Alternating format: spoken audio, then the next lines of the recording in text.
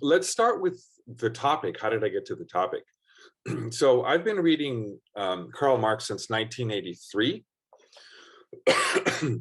And I taught him in political parties, not parties, but political groups and stuff, sort of on the street kind of thing.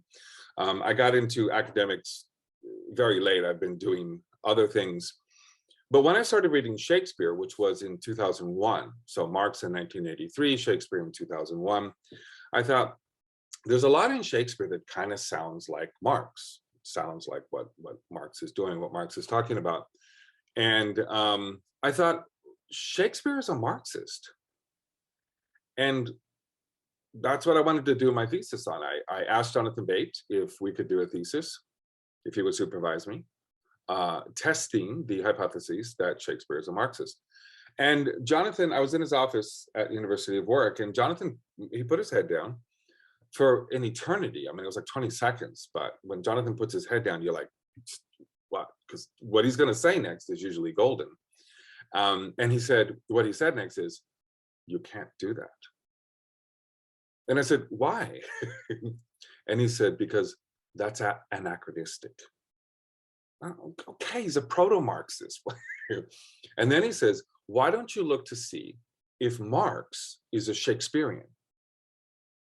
Now, those of you who know communists, you know that it takes us a moment to take Marx out of the center of our universe.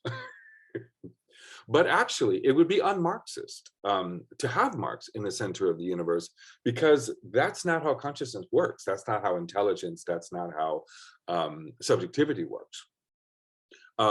People are a product of all the influences on them. And in fact, I can quote Marx here from the 18th Brumaire of Louis Bonaparte. Marx writes, men make their own history, but they do not make it just as they please under circumstances chosen by themselves, but under circumstances directly encountered, given, and handed down from the past.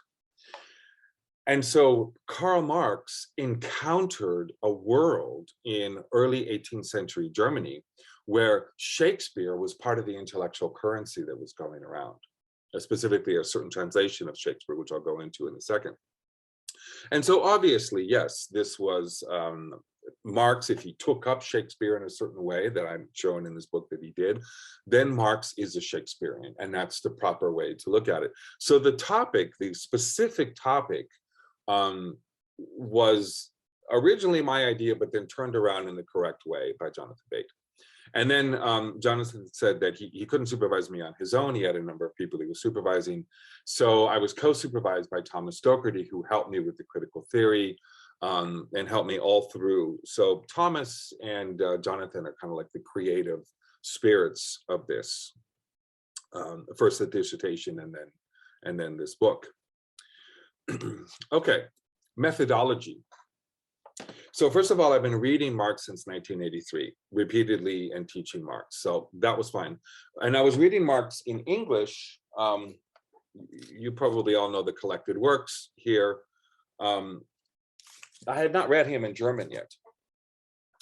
And so one of the things that Jonathan asked me, he said, do you have German? This is in 2009. And I said, no. And he said, well, you'll have to get it.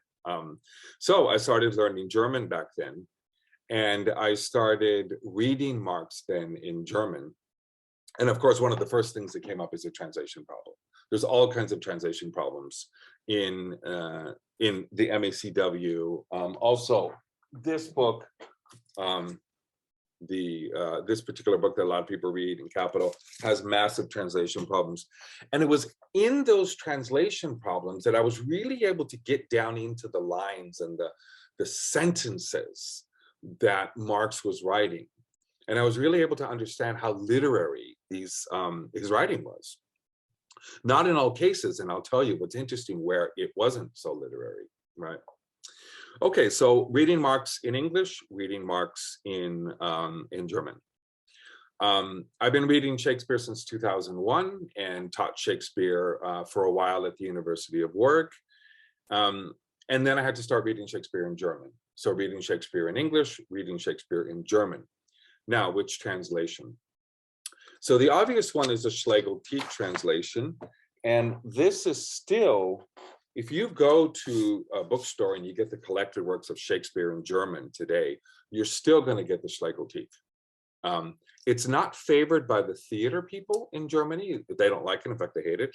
But it is the book, the translation that you're going to get when you go to a regular bookstore in Germany and find it. It's still the most famous, and it was the most famous at the time. I'm not going to go into translation on this live stream because I've written some papers on it, and you can find one in Borrowers and Lenders. And that was Sujata Iyengar put that on there for me. And the other one just went into the Shakespearean International Yearbook. I think I have that right. And that was Alice Jobin put that in there. So you can see those, and those are open source. You can read those without having to buy them. But I will say that by working with 4 texts in front of me, so Marx in English, Marx in German, Shakespeare in English, Shakespeare in German, I had this spread of awareness of how the sentences were, of what the imagery was. And so that was a very useful methodology for me to use. There were a couple of places where Marx did not use the Schlegel-Tief translation. He used the Johann Voss translation. And that, I think, what I write in my book is that the particular play that he was working with was translated by von Bodessen. So Schlegel-Tief is about 7 different people. It's not just August Schlegel and Ludwig Tieck. It's about 7 different people working. And one of them was called Wolfgraf von Bodessen, and he wasn't very good as a translator. In fact, he wasn't primarily a literary person. I think he was a diplomat. So it was a bit of a rush job there because the subscribers wanted their book, and it was begun in like 1798, I think, and it didn't get finished till 1833. So there was a big problem with getting it done. And it seems that Marx went to a different translation. It may be that he just, said to Freddie Engels, he goes, hey, go get me the Shakespeare in whatever office they were in. It was the Voss up on the shelf. I don't know. But I think for what Marx was doing, this is how I analyze it, for what Marx was doing with those particular lines, I think he made a literary critical decision to use a different translation there. The other thing that he did is he quoted from memory. Marx quoted from memory, and would frequently make mistakes. And of course, being also psychoanalytically trained, I studied the mistakes and I made some statements about it. Let's take up the question: what constitutes influence? When I started reporting on this in conferences in 2010, a lot of people weren't buying it. They were not buying it. And in fact, I don't know if Terrell's on here, but Terrell Carver, who's one of the leading Marxist scholars, he's in political theory, he's at Bristol. And we were at a conference in Amsterdam. And I read my paper and he raised his hand, he goes, I don't buy it. I don't believe it. And I had 10 minutes of questions and answer, and I spent the entire 10 minutes just downloading more from my paper. And at the end of that, he's like, okay, I think you have something there. And Terrell became one of the people who really helped me out with getting into the Marx. And so I thank him, obviously, in the acknowledgement. So at first, a lot of people were not buying the influence idea. So let's talk about that. Marx was raised by his family and sent over to be homeschooled by Ludwig von Westphalen. Ludwig von Westphalen was a Shakespeare fanatic. He was a civil servant. He was in Trier. In fact, he was a top paid civil servant in Trier. And he has Scottish parentage in his family, also from the place in Germany, Brunswick, where they were connected to in the 18th century, to the English kings at the time. So Shakespeare was moving back and forth from Germany, and from England to Germany at this point, and it was coming into von Westphalen's family. And he was Marx's homeschool teacher. There was a girl, von Westphalen's daughter, Jenny. She was 4 years older than Marx, and she eventually became his girlfriend, then his fiancée, and then his wife. So that's Jenny Marx. And she also taught him the Shakespeare. And my entire first chapter is about Jenny. It's about Jenny's relationship to to Karl, specifically intellectually, is mostly what I'm looking at there. So Marx is filled, his childhood is filled with Shakespeare. Not just Shakespeare, Goethe, Heine, E.T.A. Hoffmann, a number of other writers, but Shakespeare was the biggest. Then when he started writing, there's a certain point where he starts putting Shakespeare in. He's quoting Shakespeare, he's alluding to Shakespeare, he's writing about Shakespeare. He's saying things like, Shakespeare understands money better than political economists, okay? Now, that doesn't necessarily constitute influence. I mean, a lot of people quote and allude to their favorite authors. But there was something else that was going on. And I think this is one of the clinchers for me. And I've coined a term. I don't know if anybody else has coined it before me. If they have, please tell me. And the term is deep allusions, deep allusions. And by deep, I mean depth, as in it's coming out of the unconscious. So I'm dipping a little bit into psychoanalysis to talk about deep allusions. And so this is where I'm going to begin reading. This is from my third chapter, which is about the articles that Marx wrote in 1842 in the Rheinische Zeitung. And here he's critiquing the Prussian state. Specifically in this article, he's critiquing the restrictions on press freedom at the time. And I'm going to read only in English. There'll be a few moments when I read in German. Marx writes, "You think it an injustice to catch birds. Is not the cage a preventative measure against birds of prey, bullets, and storms? You think it barbaric to blind nightingales, but it does not seem to you barbaric to put out the eyes of the press with the sharp pens of censorship. You regard it as despotic to cut a free person's hair against his will. But the censorship daily cuts into the flesh of thinking people and allows only bodies without hearts, bodies without reaction, submissive bodies to pass as healthy." And then I write, "Loaded with striking imagery, this piece of political journalism feels quite literary. The 5 actions, caging birds, blinding nightingales, cutting a free person's hair, putting out the eyes of the press, and cutting into the flesh of thinking people, along with the final image of heartless, submissive, and reactionless bodies, suggest a network of intertextual fibers that reach both into contemporary events in Marx's world and into dramatic events in literary worlds. The allusions become pathways through which layers of meaning are imported into Marxist journalism. And that's key to understanding the function of Shakespeare in Marx, that it's a pathway to import layers of meaning. They are packed into Marx's polemic against press censorship, thickening the impact of his writing. If these allusions are to dramatic literature, then they carry in them the dramatic scenes. Bristling with contradictions they register, these scenes confront the reader and provoke his subjectivity into reflection. And if the political journalist is successful, into action." Marx invokes 3 contemporary ethical issues unrelated to press freedom: caging birds, blinding nightingales, and cutting people's hair against their will. Caging birds prohibits them from the natural action of flying. Marx uses this issue to register how press censorship bars readers from their natural need to know. Marx's ironic counter-argument that placing birds in cages protects them from birds of prey, bullets, and storms is his parody of the Prussian government's position that press censorship protects people from the dangers of the debates of their time.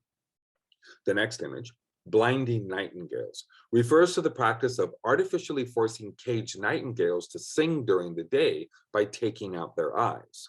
The caged songbird, plunged into a permanent darkness, may be Marx's first exploration of an image he will use in later writings, the artificial but compensatory beautiful feelings experienced by people who are blinded by religion. The bird conceit sets up the first image about press censorship in the passage. The sharp pens of censorship put out the eyes of the press. The press is blinded, caged, and manipulated like birds. The feeling of barbarism is carried over from blinding Nightingale to gouging the eyes of the press. This image seems like it's an allusion to a scene somewhere in world literature, but at first glance, nothing obvious becomes apparent. The second half of the paragraph contains images of cutting. Cutting the hair of slaves and prisoners was a mean to signal their loss of freedom. Marx gains his readers' attention by reminding them that they oppose the forced cutting of people's hair. Then he turns the image gruesome. Press censorship cuts into the flesh of thinking people and leaves them with their heart cut out.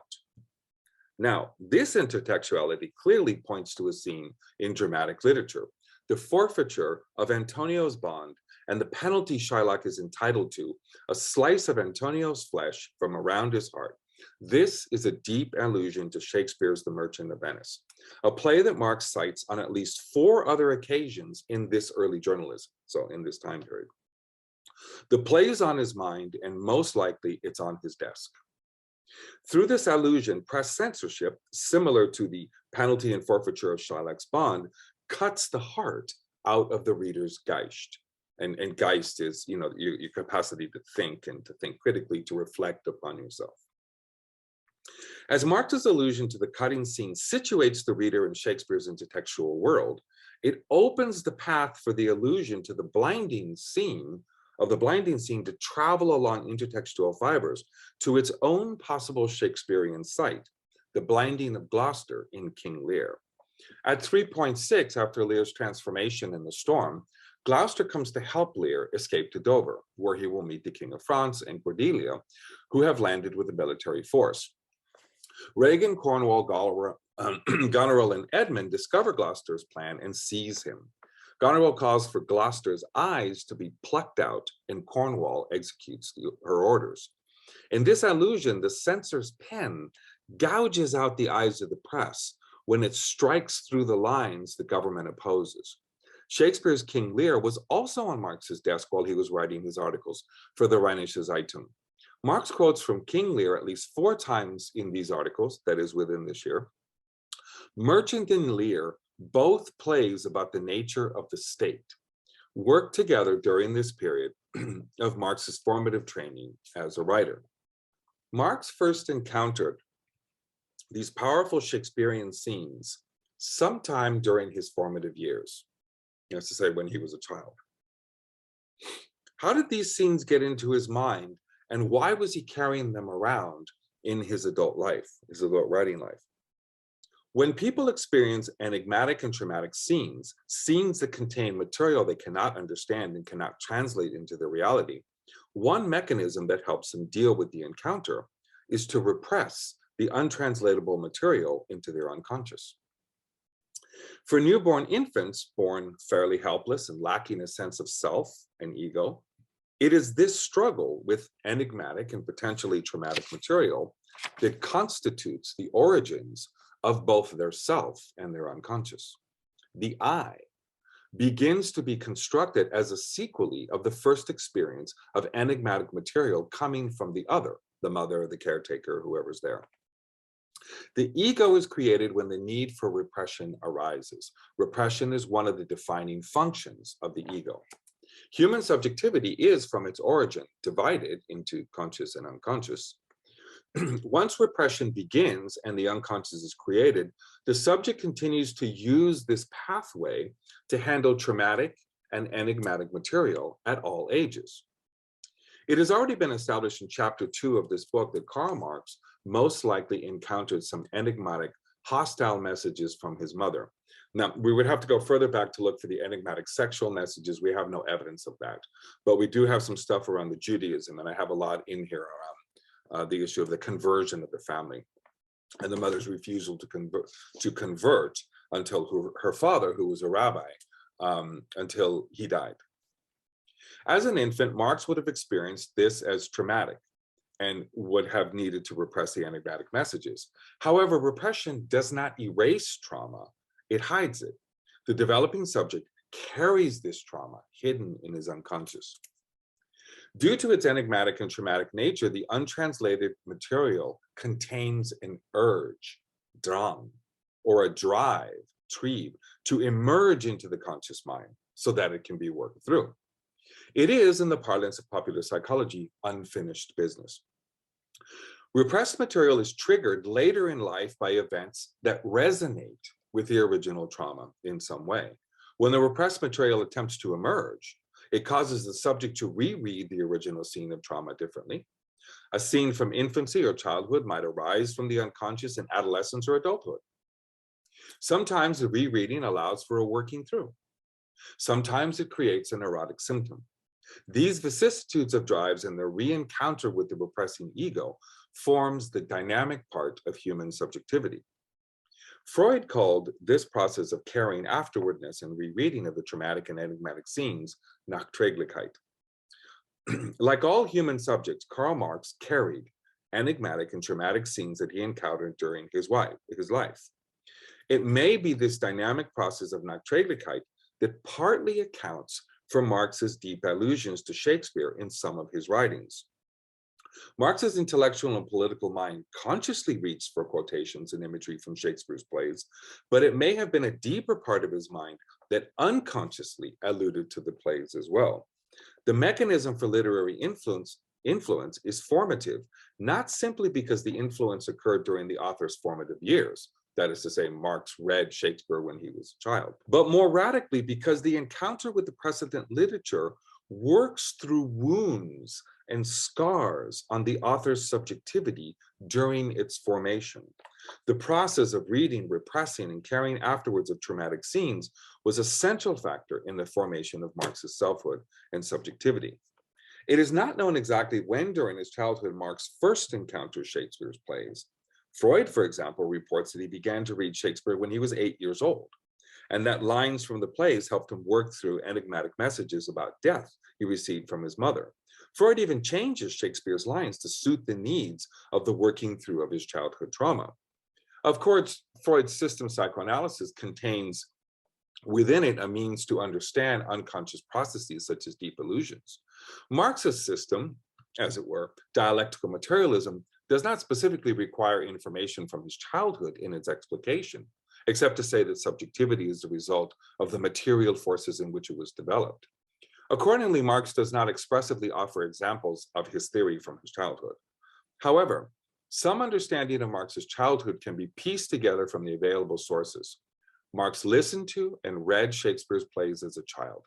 He did so in von Westphalen's academy and in the presence and with the guidance of the girl he liked.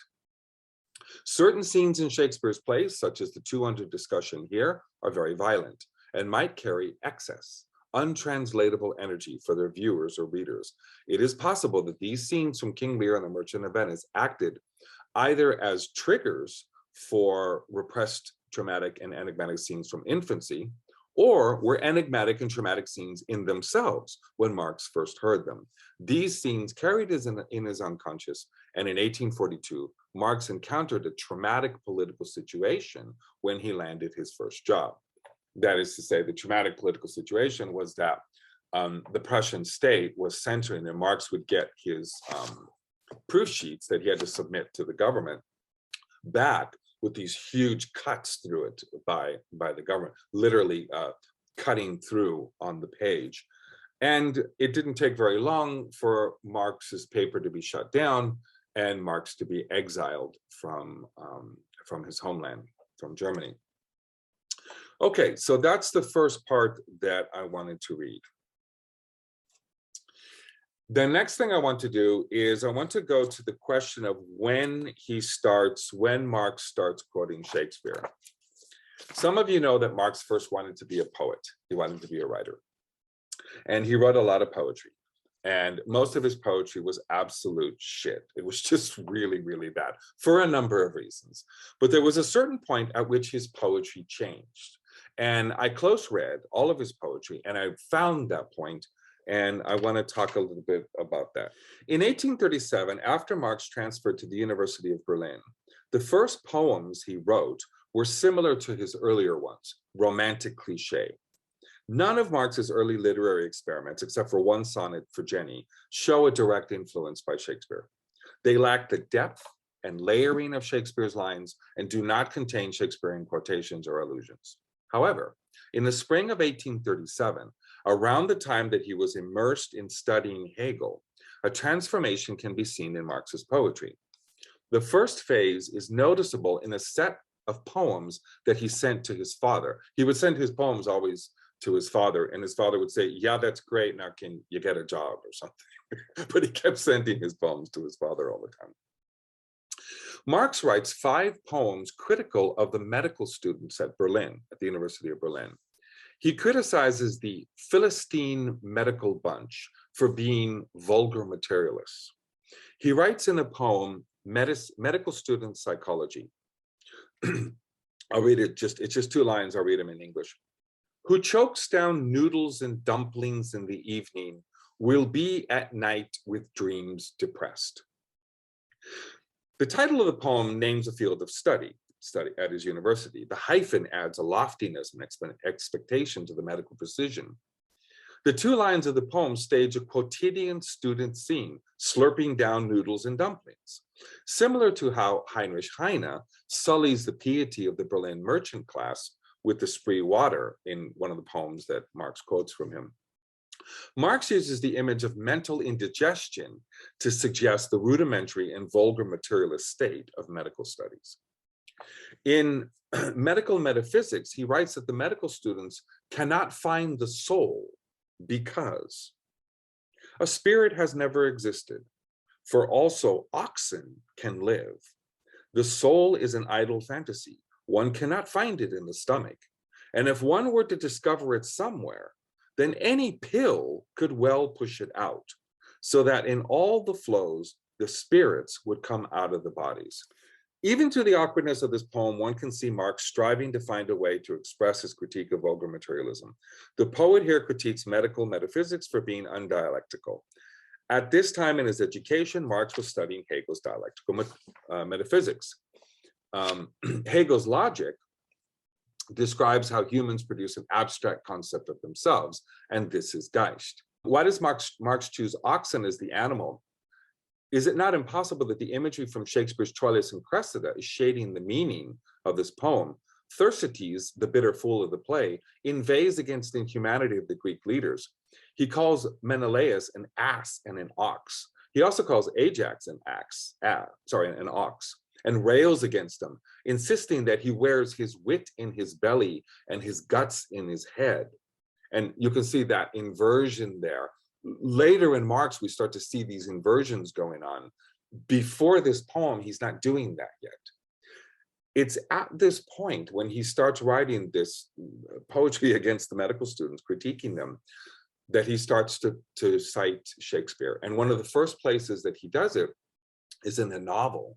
He tries to write a novel, Scorpion and Felix, and it's loaded with Shakespeare, E.T.A. Hoffman, Lawrence Stern. It's amazing. It's wonderful. I write quite a bit about it in here.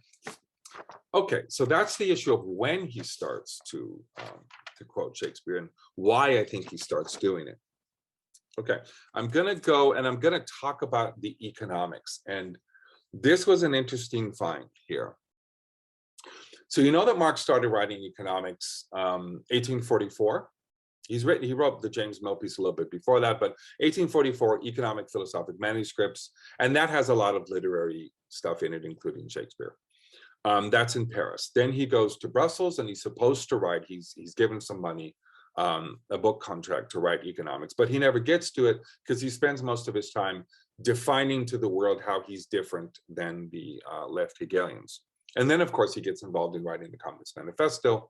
Then he gets kicked out of Belgium. And then he goes he goes to Paris first and then quietly into Cologne, where he starts the Neue Rheinische Zeitung. And mostly there, what he's writing is political work. End of the 1848 to 49 revolution, he goes back to Paris and then is bounced out to London. And so now we're in London, and he's going to start working on his economics in earnest. And so this is 1850. He's not going to finish it until 1867, when Capital, the first edition, came out. And he's still not done because Capital goes through a number of editions. So he starts to write these notebooks. And what he's doing is he's in the notebooks, he's writing quotations from the political economists. And then he's critiquing them.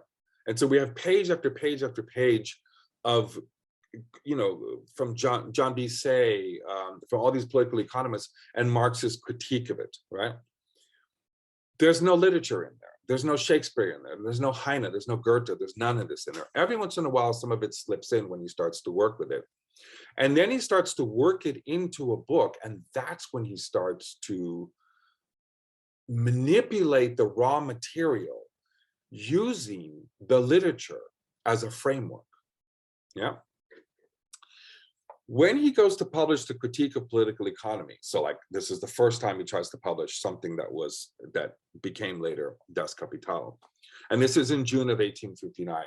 Marx censors all of his literature, all of his literary allusions out of it. The book is dry, it's fragmented, and it fails miserably. No one reads it.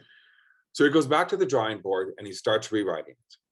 And of course, what he comes out with in 1867 and then revised again a number of years after that is one of the most famous books ever written in the world, Das Kapital, especially the first volume.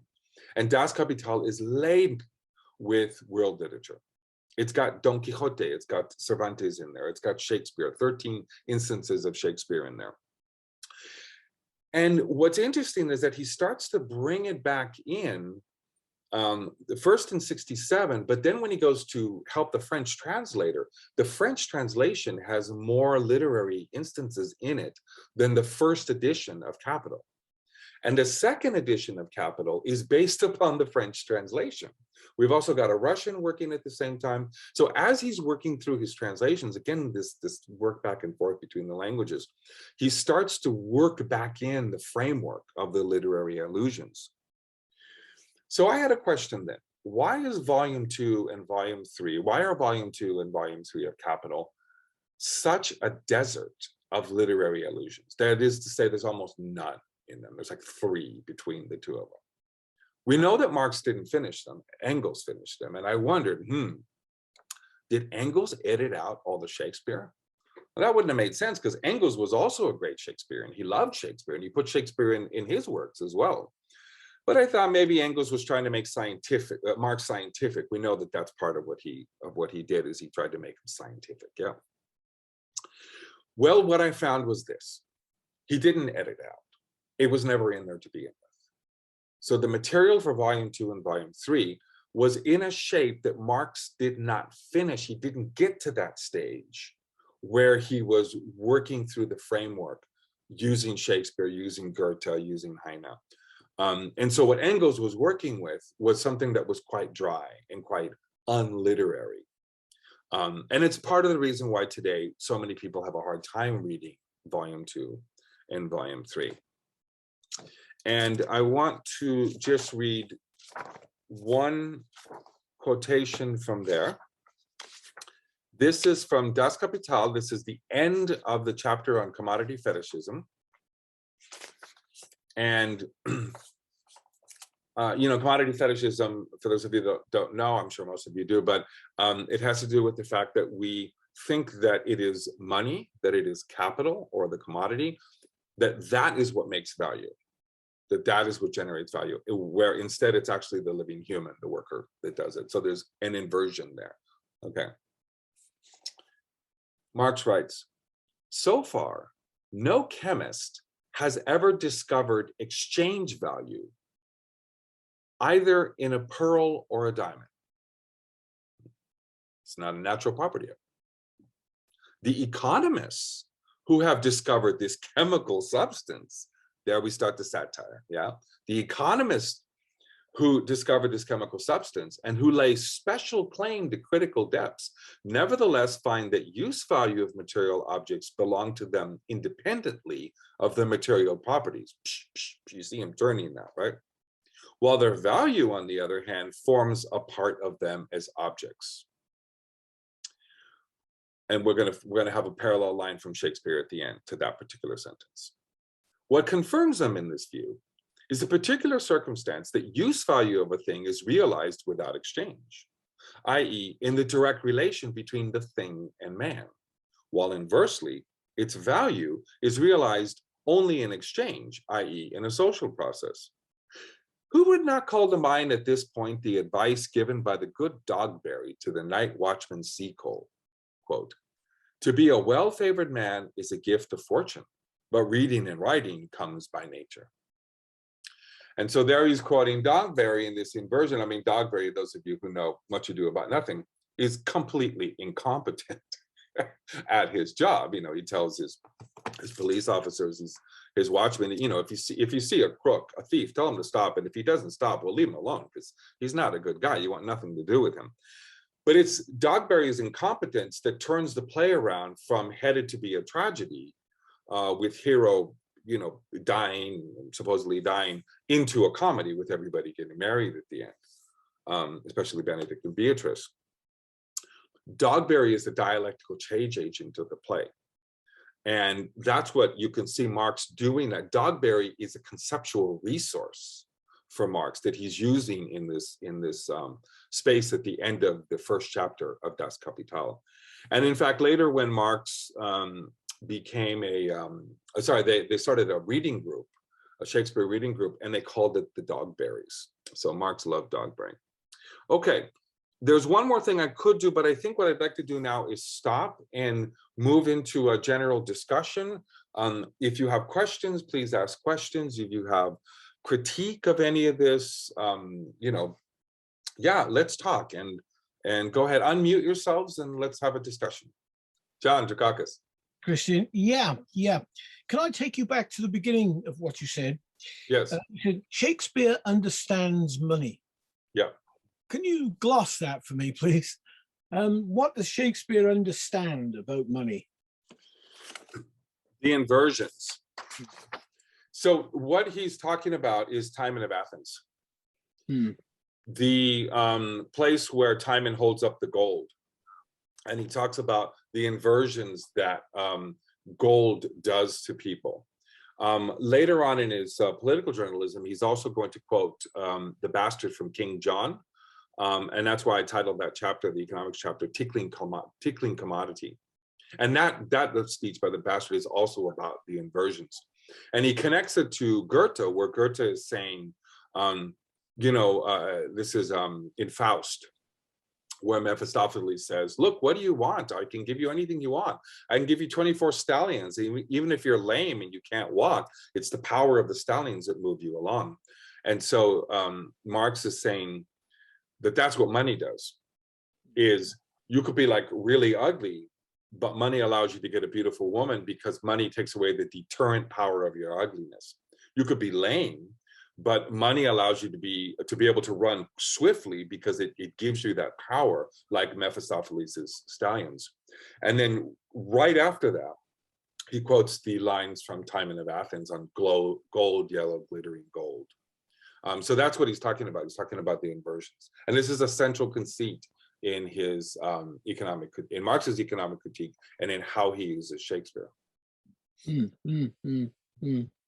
mean, what I'm kind of tied up on really in some ways is the notion of capital on the one hand and capitalism on the other. I mean, there's always been capital, and there's always been accumulations of wealth. I mean, go back to Aristotle, and Aristotle's got some very negative things to say about accumulating wealth.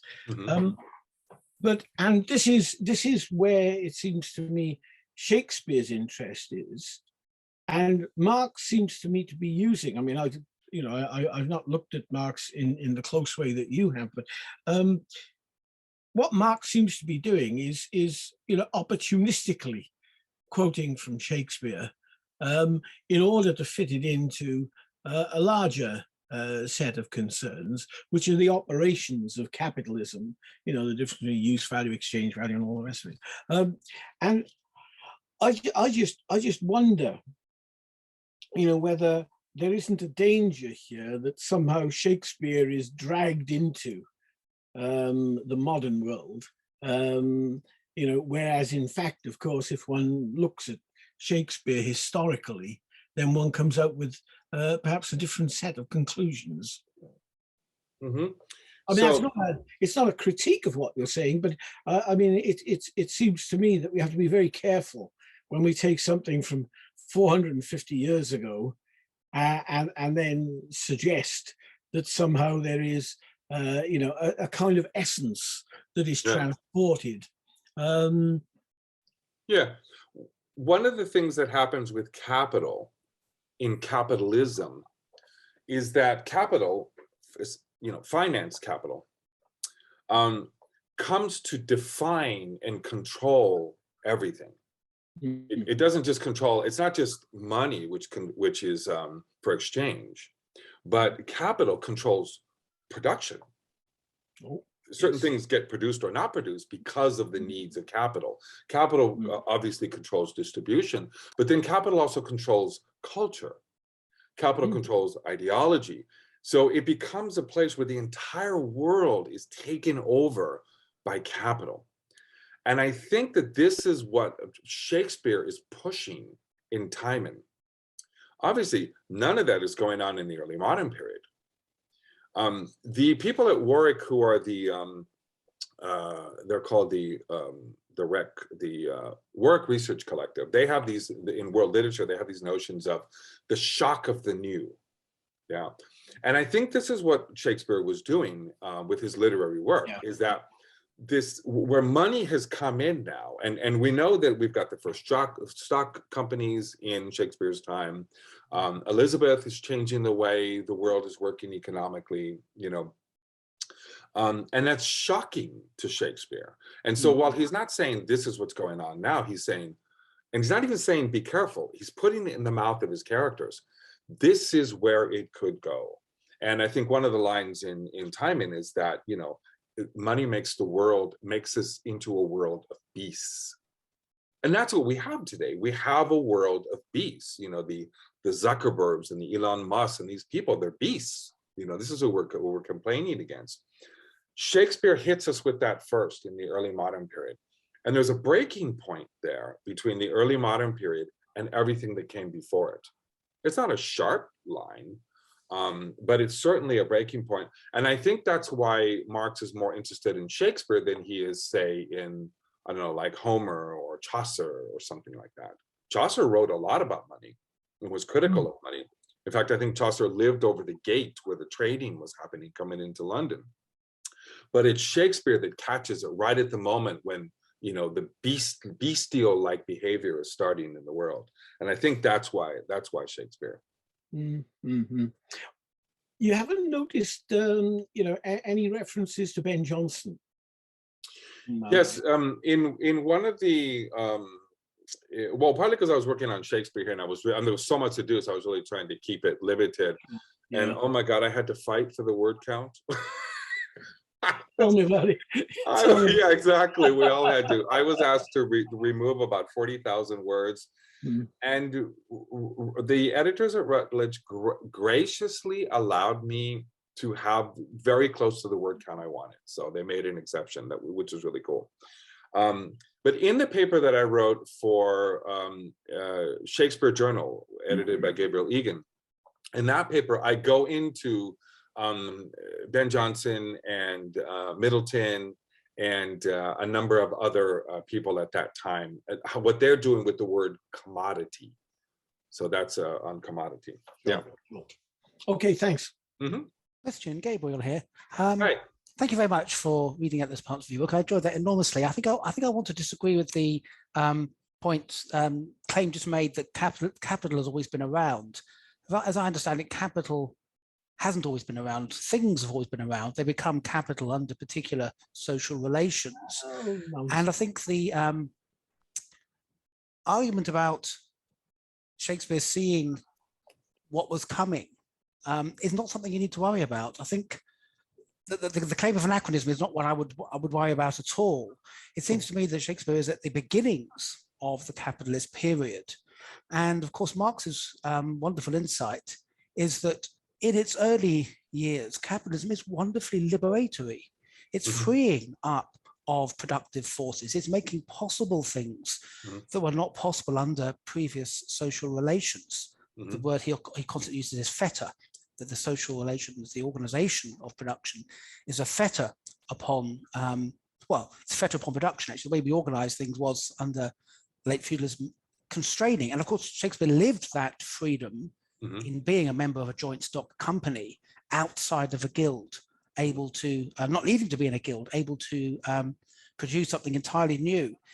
It seems to me that the difficulty in finding Shakespeare-Marx connections is that we have in Timon of Athens, of course, this very negative view of money, but mostly throughout Shakespeare, we don't have much reflection upon capitalism, except a sense, and I do, like you, believe that I've sensed in Shakespeare and in Marx commonality of interests, except a sense of the wonderful possibilities of new ways of doing things that they share.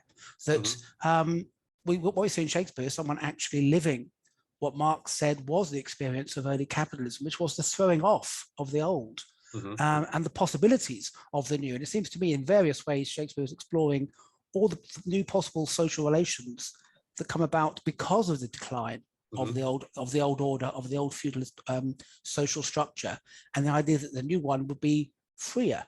Do you see any value in that? Do you think that's is that much like what you're thinking? Yes, absolutely. Yes, that I definitely agree with that. When Marx talks about the new coming in, he is dialectically talking about both sides of that. So at one level, a lot of things are possible now. You know, let's take, for example, the Earl of Leicester. The Earl of Leicester revolutionized British art, and he did it because he had the money. He had the cash to pay artists to do what he wanted to do for Elizabeth.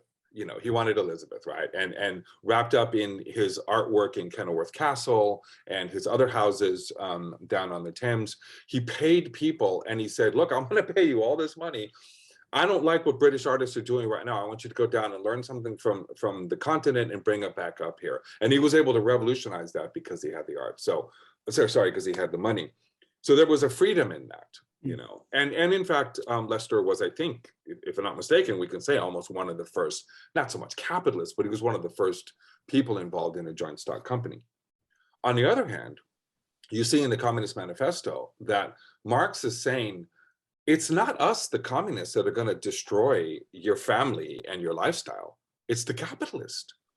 It's capitalism that is destroying everything, that is making everything resolve itself into a do, where he like alludes, you know, a deep allusion to Hamlet there. It's capitalism that's going to destroy that, you know. But surely because, Christian, of a working out of a process over hundreds of years, what begins as a liberation is because self-negating, self-limiting, self-constraining, eventually hundreds of years later, 300 years later, something appalling, the worst, you know, consequences of which Marx and Engels actually saw firsthand, and in Britain and in Germany. But that's a lot of history, as John said. That's hundreds of years. It seems to me to be that the value of Marx, of Shakespeare, is right there at the beginning, and is pondering all of these possibilities and finding, as you suggest, things that then Marx sees the fruition of. Yes, absolutely. And I just you know, thought that we're living that history. We're living that issue right now. The fact that we can all talk to each other on this Zoom thing we're working with, right? On this, because of the digital revolution, it's brought us this possibility to be. I mean, I'm really happy with all of you here because it's like I'm at a conference. You know, I'm with some of my favorite scholars here at a conference. Couldn't have done it otherwise, and yet, these same capitalists that own these corporations that run the digital revolution, they're the beasts. They're absolute beasts. So yeah, Marx and Shakespeare both had that two-sided argument. Yeah. Seeing both sides, I quite agree. Thank you very much. Yes, please. Hi, John. Christian, I was just going to add to some thoughts about why Shakespeare is in a privileged position in some way, and that is he's on the cusp of the emergence of one mode of production out of another. You've said something about He's got a partnership in a crowd of players and in a joint stock company. And he's got a unique position compared to any other Elizabethan Jacobean playwright, because he's a partner, he was an actor, he's an owner, as well as being a producer of plays. But his ability and freedom to do that is because of the ideological form of feudal servitude, if you like. He is the king's men, before that the Lord Chamberlain's men, and that gave them legal powers to keep the Puritan fathers who ran the city of London. Basically, it was constantly trying to close them down for a variety of reasons. And the legal pretext for them to be able to play and to be free of the power of the mayor or of the city merchants who, was that they were doing a rehearsal for court. And all his plays, of course, were played before the monarch. And so he's moving back and forwards between two different sets of social relations, in which the older set of social relations protects, nurtures, if you like, in this paradoxical way, the emergence of what is in fact a joint stock company and a market, a new kind of market. And the interesting thing is it's a cultural market.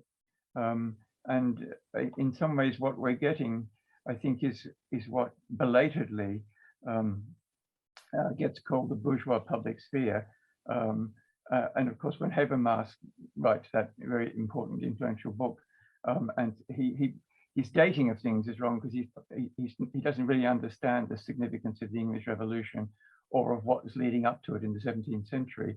But you are getting in the plays and in the theatre, where people, buy a seat, and that gives them the right to be there, even to sit on stage if they're prepared to pay the money.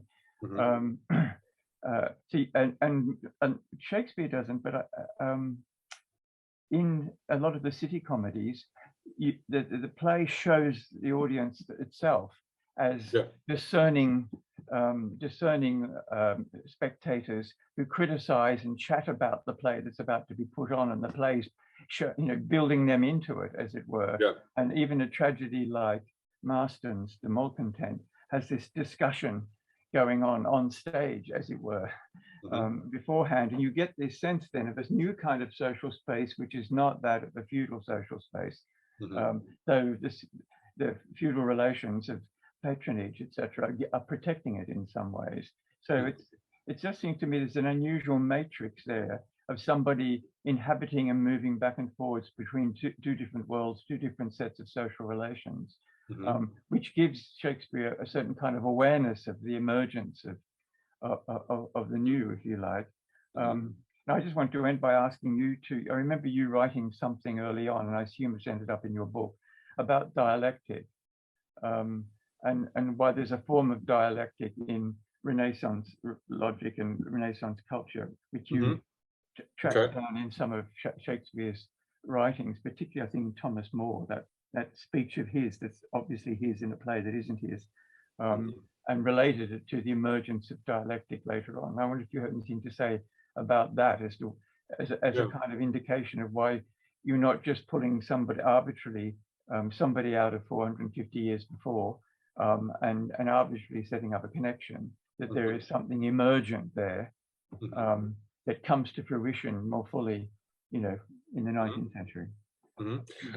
I want to say something about feudalism and capitalism. We know in political theory that capitalism emerged. The people who first had the wealth were people who had feudalist wealth. So that feudalist wealth was some of the wealth that began capitalism. You had to have wealth to start being a capitalist. So there was a kind of a handover over into the new system. And we see that all the time today. Even still today, we see, old money being used to buy the new things. The idea of like pulling yourself up from the bootstrap, having nothing and just coming up and all of a sudden having a bunch of money. No, not so. So feudalism protecting capitalism, yes, absolutely. Absolutely. Now, the question of dialectics, I go into it in my book, but that thing on Thomas More that I had you read that didn't make it in here because that wasn't exactly what I was writing about in here. I had a whole thing that I was working on Shakespeare as a dialectician. Instead, one of the things I'm working with, I do have a section on Hegel that, works through Hegel. It's in the section where I'm talking about Marx's critique of Hegel's philosophy of right, and how Marx shows that Hegel stops his dialectic at the Prussian state. So the philosophy of right comes out of the end of the science of logic, and then he starts unfolding the dialectic, but then he stops at the Prussian state.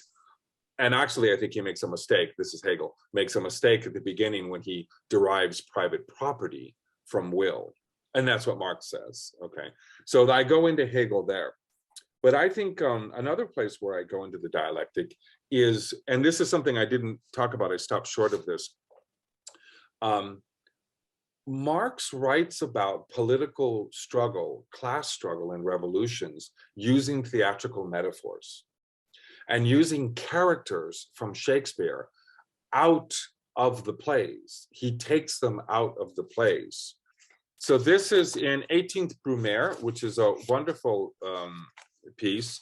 And Terrell Carver wrote for Shakespeare Journal that Hugh Grady and I edited a piece on the performativeness of 18th Brumaire. And what Marx is doing is he's anchoring the political struggle within this network of Shakespearean roles. So one of the characters is the Ghost of Hamlet. And the Ghost of Hamlet is consciousness burrowing underground. So this is the Maulwurf, see my German, right? That's the mole, okay. Long story on how it came, but it actually first came from Jenny. It was his girlfriend who first gave him that idea. And so Marx talks about the revolution being like the mole burrowing underground. But then he has this really interesting thing where he, so this is in a paper, this is in a speech he gives in 1856. He writes, Marx, in a sign that bewilders the middle class, the aristocracy, and the poor prophets of regression, we do recognize our brave friend Robin Goodfellow, the old mole that can work in the earth so fast, that worthy pioneer, the revolution. And then I write, the Ghost of Hamlet is once again working in Marx's illusion. His job is now clearly to work as the revolution. However, Marx has added Puck from A Midsummer Night's Dream to the image. He seems to have fused the ghost and Robin Goodfellow into one character. If the ghost represents class consciousness that cannot be kept suppressed, then it can stand for historical materialism. If Robin Goodfellow is the change agent of his play, the master of inversions, then he can stand for dialectics. Together, the ghost-Puck fusion can be understood to represent Marx's method of thinking, writing, and working for the revolution, a method that has come to be called dialectical materialism or Marxism. And this comes at the end of a very long discussion I have in my chapter on politics about the situation in France, right? So yeah, so he brings in Dogberry, a lot of the clowns, Dogberry and Puck, he brings them in as the dialectical change agents in his imagery. So yeah, that's in there, and that's how I wrote about dialectics. Another question, Christian. Yes, Daniel. And congratulations on your new book. Thank you. Looking forward to reading it in its entirety. I was interested in something you said about Marx's style, I guess you could say, and the way that he composed Das Kapital Volume 1, and then how the subsequent volumes were produced without that kind of literary language and creating that infamous dullness of volumes 2 and 3.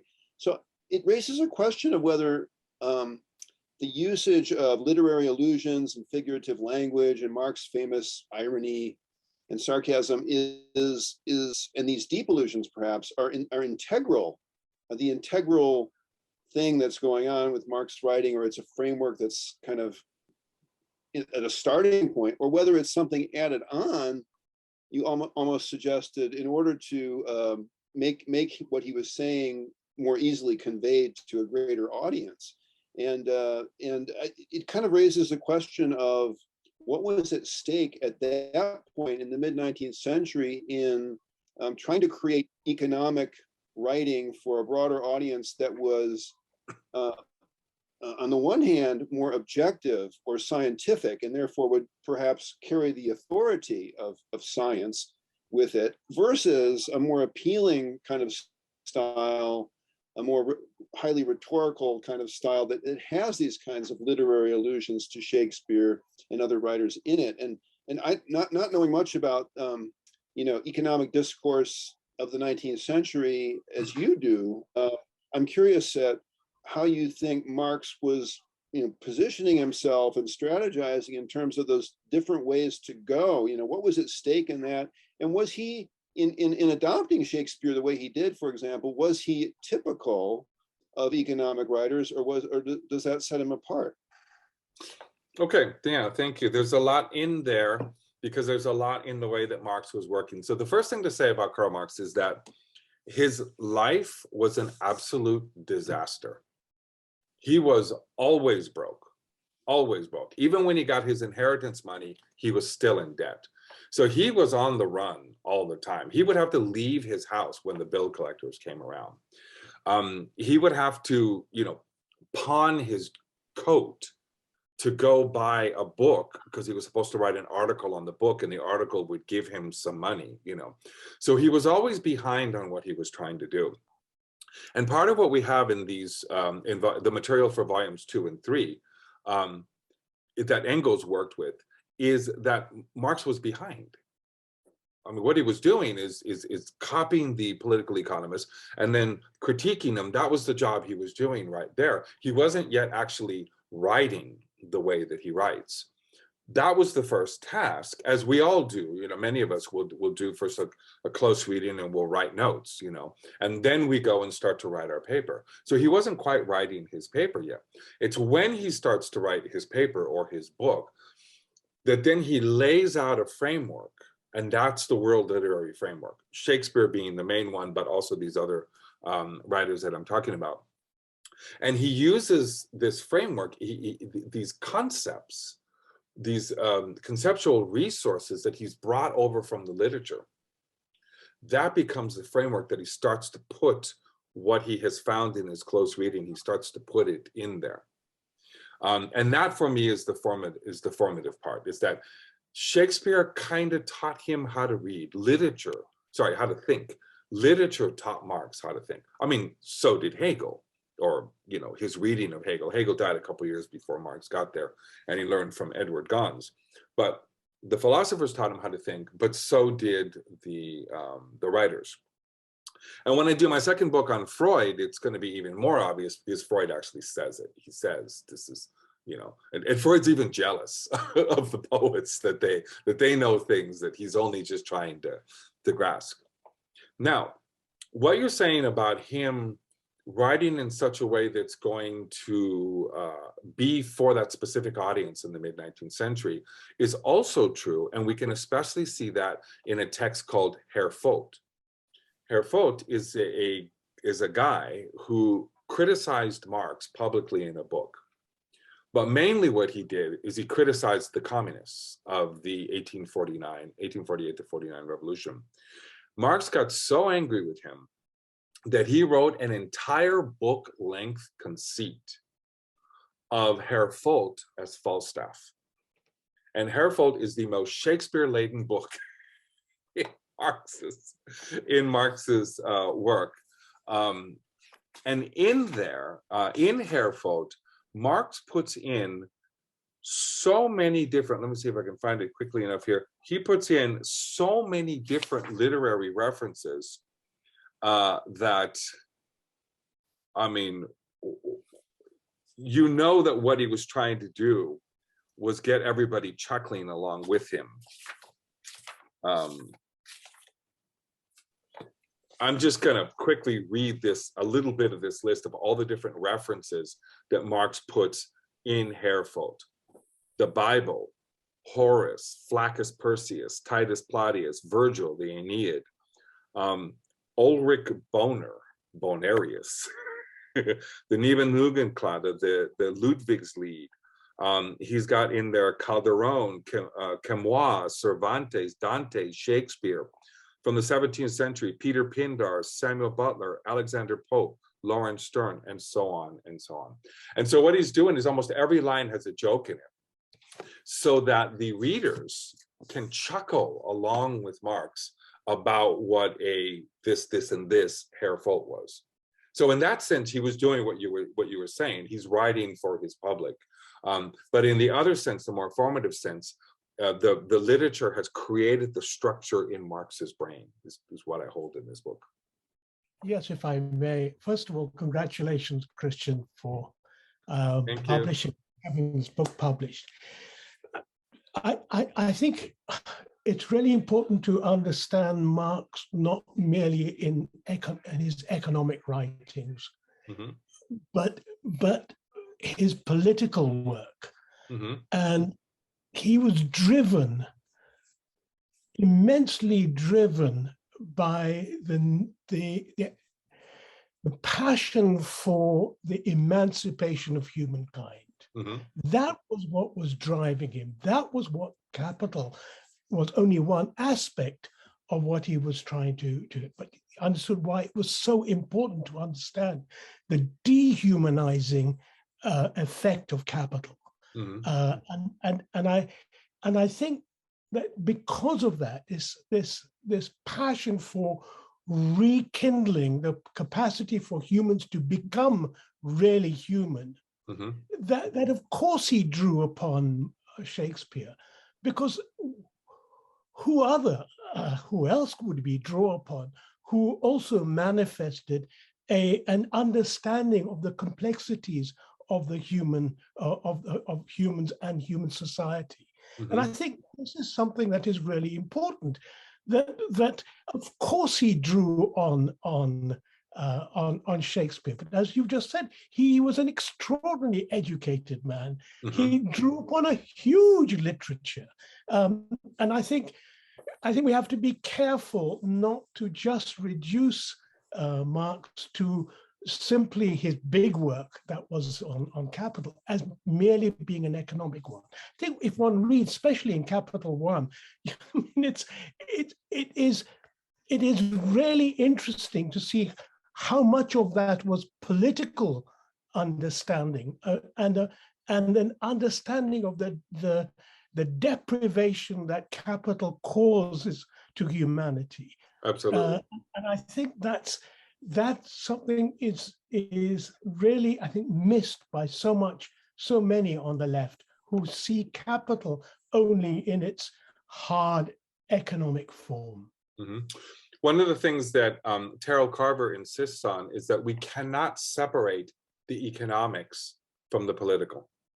And he has a huge problem with the Marx-Engels Gesamtausgabe, which is based here in Berlin, in that, you know, they have these different tiles, these different parts, right? One of the parts is the economics.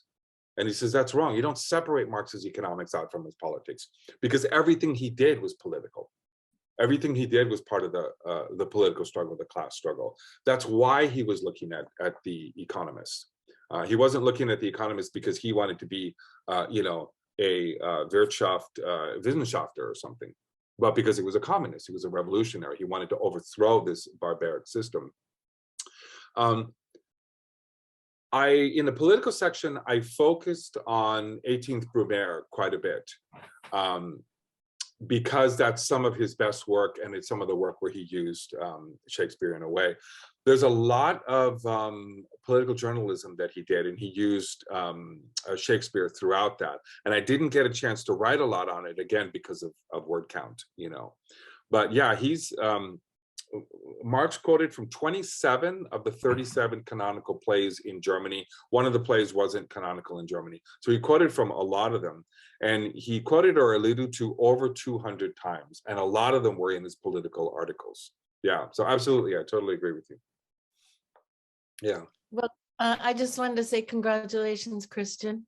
Thank And you, Molly. I am looking forward to reading it. It does sound readable and very interesting, and just an amazing mammoth piece of work. I can't get over all the different texts and comparisons and learning German and translate. That just sounds very difficult and requiring a lot of self-discipline, and also the kind of key to why this could be really fun to read. So Cool. Congratulations. It took me 12 years to write it.